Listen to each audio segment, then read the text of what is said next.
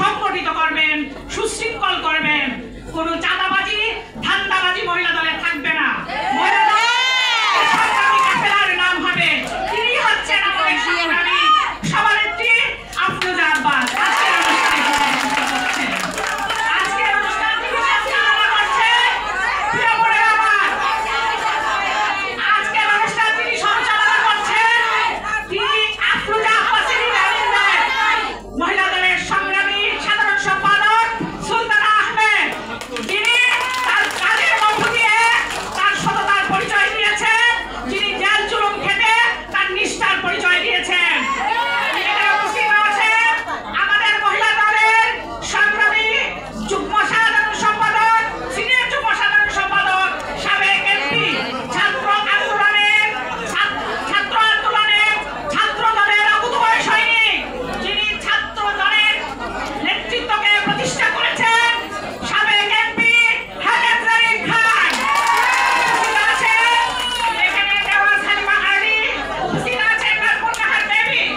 Sorry, আমাকে মাফ করবেন, আমাদের সকলের অত্যন্ত প্রিয় আমাদের সাধারণ সম্পাদক, সিলেটের বৃহত্তর সিলেটের কৃতি সন্তান এম ইলিয়াস আলী ভাইয়ের সহধর্মিনী, আমাদের বিএনপি চেয়ারপারসন দেশনেত্রী বেগম খালেদা জিয়ার উপদেষ্টা মণ্ডলীর সদস্য তাহসিনার উদ্দিন লুনা আমাদের মাঝে উপস্থিত আছেন বিশেষ অতিথি হিসেবে।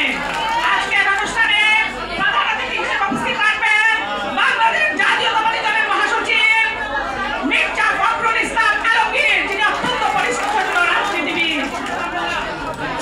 আমি বলতে চাই, কোনো কালে কখনো হয়নি তো জয়ী পুরুষের তরবারি একা।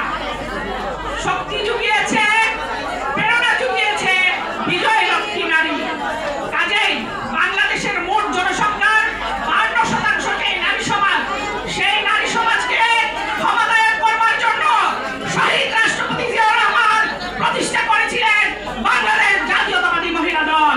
সেই মহিলা দল গত 17 বছরে এই ফ্যাসিস্ট রেজিমে দেশনেত্রী বেগম খালেদা জিয়ার সাথে অকুতোভয় সৈনিক হিসেবে যাদের কর্মের মধ্য দিয়ে জেল জুলুম খেটে মামলা খেয়ে যারা প্রমাণ করেছে বাংলাদেশ জাতীয়তাবাদী মহিলা দলের নারী বোনেরা কখনোই পুরুষদের চেয়ে কোনো অংশে কম নয়। আমরা প্রমাণ করেছি ছেলেদের সাথে সাথে থেকে, ছেলেদের পাশাপাশি থেকে, ছেলেদের সামনে থেকে আমরা প্রমাণ করেছি আমরাও পারি, আমরাই পারি, আমাদের পারি সম্ভব বাংলাদেশে গণতন্ত্র প্রতিষ্ঠা করা। প্রিয় বোনেরা আমার, 7ই নভেম্বর জাতীয় বিপ্লব সংহতি দিবস। এই বিপ্লব সংহতি দিবসের কেন এই বিপ্লব সংহতি দিবস হয়েছিল বাংলাদেশে 7ই নভেম্বর? আপনারা জানেন সেটা? হয়তো কেউ কেউ জানেন, আবার কেউ কেউ হয়তো জানেন না। 7ই নভেম্বর হয়েছিল বাংলাদেশের সেনাবাহিনীতে তৎকালীন জাসদ, যারা তখন নিষিদ্ধ ছিল, সেই জাসদের একটি অংশ সেনাবাহিনীতে বিপদগামী কিছু সৈনিককে একত্রিত করে তারা সেনাবাহিনীতে বিশৃঙ্খলা প্রতিষ্ঠার জন্য একটি বিপ্লব সংগঠিত করবার উদ্দেশ্যে তারা এই আন্দোলন রচনা করার চেষ্টা করেছিল, যারা ছিল ভারতীয়দের দূষক। সেই ভারতীয় আগ্রাসনের বিরুদ্ধে বাংলাদেশ সেনাবাহিনীতে তারা সিপাহীদের মধ্যে একটি বিশৃঙ্খলা সৃষ্টি তৈরি করেছিল। সেই সিপাহীরা 3 তারিখ থেকে 6 তারিখ পর্যন্ত বাংলাদেশে কোনো সরকার ছিল না।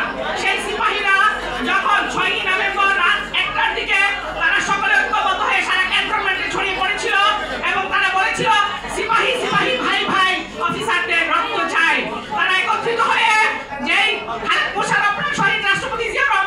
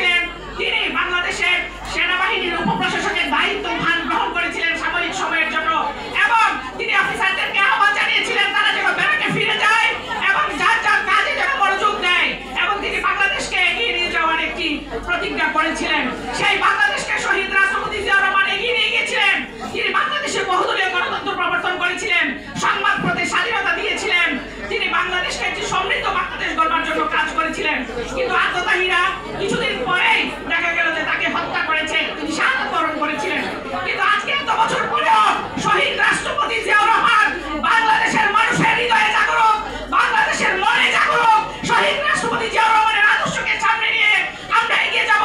আমাদের সকলের অন্তরে দেশপ্রেম অটুট থাকবে, আমাদের সকলের অন্তরে মুক্তিযুদ্ধের চেতনা জাগরুক থাকবে।